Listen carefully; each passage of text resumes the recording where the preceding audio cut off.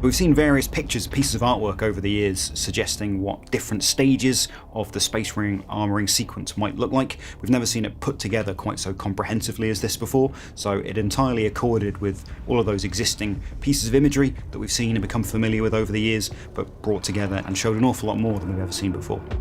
When you look at a miniature, the chest piece is a good example. You put some glue on it and you stick it on and you never see the inside of it again. But then once we start peeling those layers apart, there was just a lot of questions to answer in terms of like, well, how does it connect? What goes on under there? Jez has done an awful lot of thinking, as have I and the other miniatures designers, over the space of years, over how the functionality of the things that you don't see on our miniatures, how the power armor would work and what have you. So luckily Jez had done actually quite a bit of preparatory work in terms of like some sketch work that he'd done for himself, really, in terms of thinking about how the undersuit might work, how the interface with the black carapace might work, how the layering of the helmet designs might work. All of that was done in the really early stages of when he approached the Primaris project. There's so many great moments in that video. I think the point at which you see the skin suit tightening up and he does his wrestler's neck roll as he gets the final pressure seals adjusted before the first parts of the armor go on over the undersuit itself. Seeing the plates being drilled into him to make sure that they're going to be fixed for the weeks or months or years that he's going to be wearing that suit of power armor. The sound of the bones crunching as the cables go in, all of those things I think really speak to the visceralness and the brutality of the process. When the power pack goes on, that's the thing that brings the armor to life, and by doing so, it brings him to life. And making the power armor actually function as power armor. I do enjoy a lot of the mechanical bits that show you how bits of the stuff of the armor goes together.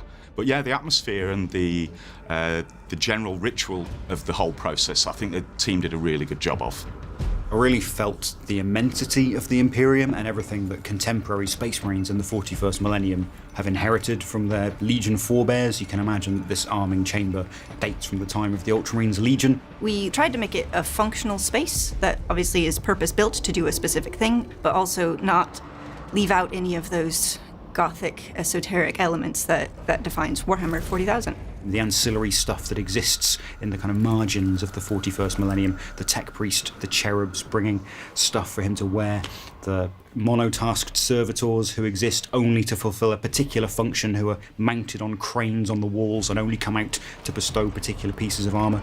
The amount of industry and effort that goes into arming even a single Space Marine, one representative of his chapter, to prepare for war is absolutely mind-blowing. I'm hoping that this entire scene is a encapsulation and microcosm of the 41st millennium kind of in general. It has so many of those elements that are like the contradictory things that make 40K. Like they're on a spaceship that can open a tunnel through dimensions, but they light the halls with candles, right? It's conducted like an orchestra or like an event by a part machine, part human zealot who worships forgotten knowledge. Like there's a lot of key 40K flavor in there, and I think hopefully embedding this process in people's imaginations and visually presenting that will have an effect.